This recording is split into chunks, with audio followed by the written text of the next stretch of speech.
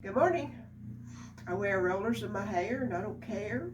This is Sunday and we stayed home because we had colds, but I'm going to show you how to make what Mama called tater cakes. Dad called me his spud girl because I love potatoes any way you make them. During Depression and During the Great Depression? during the Great Depression and also the war years, World War II, people had to use everything they had to get by. And so we didn't call them repurposed at that time. We just called it leftovers. And we took anything we had in the refrigerator that we'd already cooked and we fixed it another way, or we put it together and made meals out of it. I mashed some potatoes. And Mama used to take and make tater cakes out of them. And you guys may know this already, but I'm going to show you the way she showed me. Now I have a skillet and I've started it with some olive oil. I don't have quite enough, so I'm going to add a little bit of coconut oil to it. Because that coconut oil gives fried foods a unique flavor. And it's also good for you if you don't get it too hot. And with tater cakes, you only need it to be about medium heat, not super hot, because it would burn them, and we don't want them burned. They're already cooked, everything that's going in here.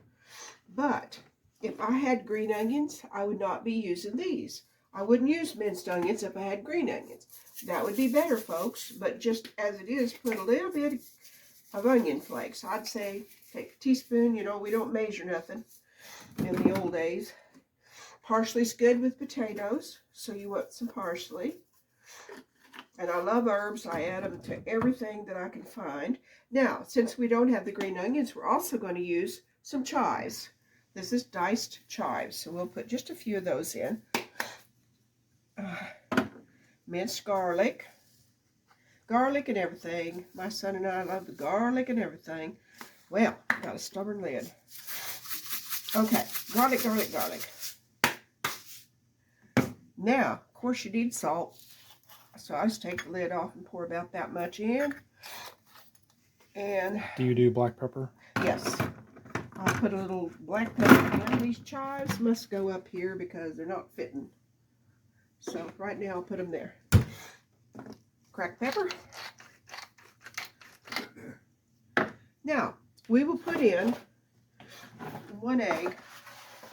And if that is the right consistency, I'll just use 1. If it's not, I'll use 2. You do it depending on what, and I don't do the thing ahead and the fancy stuff to keep the shell out. If I see a little shell in there, I'll just pull it out. Now, I think we're going to need 2 eggs. If you can see this, it's not going to be enough. Let me get another one, son. Are you looking for a batter consistency or? Not batter as much as like a dumpling consistency, or it has to be hold together, but you don't want it to taste like the flour that you put in there, okay? So when I get this mixed in, then I'll put maybe a tablespoon or 2 of flour, because like I said, we do not want it to taste like flour. We want it to taste like potatoes and eggs. This is not mashing up like I want, so I'm going to grab the masher. It's gotten, when you have leftover potatoes, they get lumpy. So I'll just pull the masher out again. The refrigerator dries things out. Yeah. So let's just mash them up a little bit, work those ingredients all in there, and then you can see better how much flour we're going to need. Get that out of the way. All right. Well, I had this to mix it in. Look at me. I mix it in the bowl. Well, that saves some dishes. Okay. All right. Now, let me get another tablespoon out of this beautiful drawer here.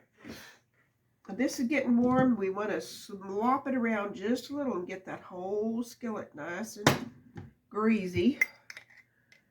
And then we'll add a couple of tablespoons there of flour. And we'll see if we need more.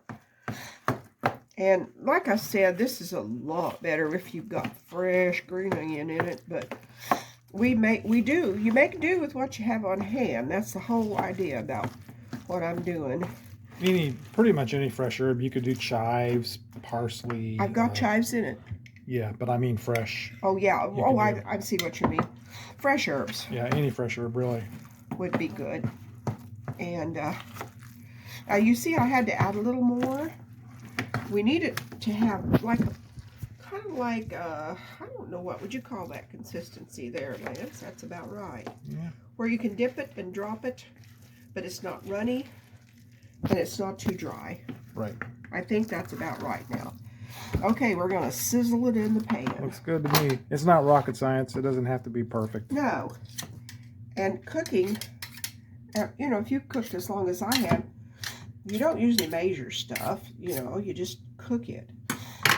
And you learn that as you go. Lance is a good cook. He's not lived 80 years. My fire's not quite hot yet. I want it to sizzle. I can pause this if you need me to. Just by tablespoons. Yeah, go ahead. Because it'll take me a while. Well, if you continue, I'll keep recording. Are you recording? Mm-hmm. I thought you were going to pause it. Okay, we just take your spoon and just take a nice big old hunk out of that. I'm going to have enough to do quite a few. I didn't think I had that many left. But see this? You know what you can do here is you take one a meal, or you can eat two. And you're going to have several meals off of that. You can rewarm them. You can have them with eggs, meat, anything you want. Lance made spaghetti yesterday, and it's wonderful, and I'm going to warm it up. And even though that's going to be 2 carbs, which I don't usually do, I'm going to have a tater cake with some spaghetti and some French toast. All right, as they sizzle now, you don't want to leave your stove and leave these. You want to wait till they're brown on the bottom, and you want to turn them right at the end. Because remember, the stuff that's in here is pretty well cooked, except the eggs, and they're not going to take much cooking. So you basically are browning it on one side, and then you will turn it, and we'll mash it, and we'll brown the other side, and then yum, yum. Okay, I think we're about ready to start turning. See the little brown here? We'll turn them more than once, but we want to turn it over, mash it.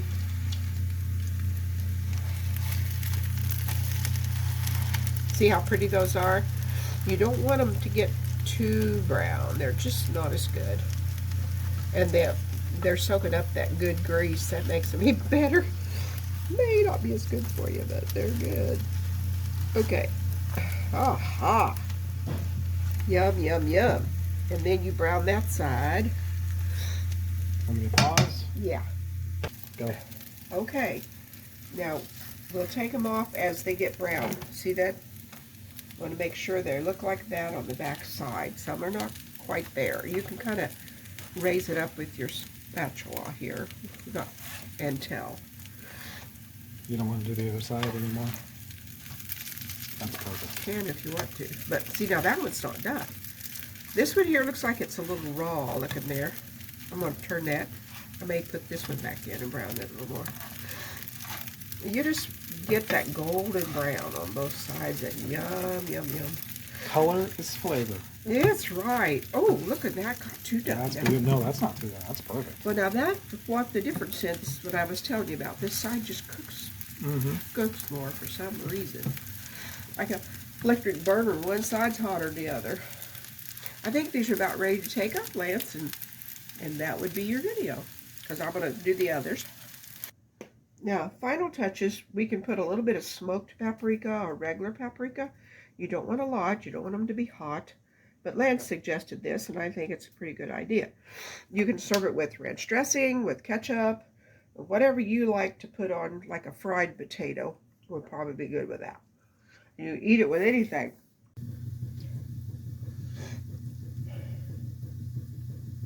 That's ranch and ketchup, and also salsa is good too.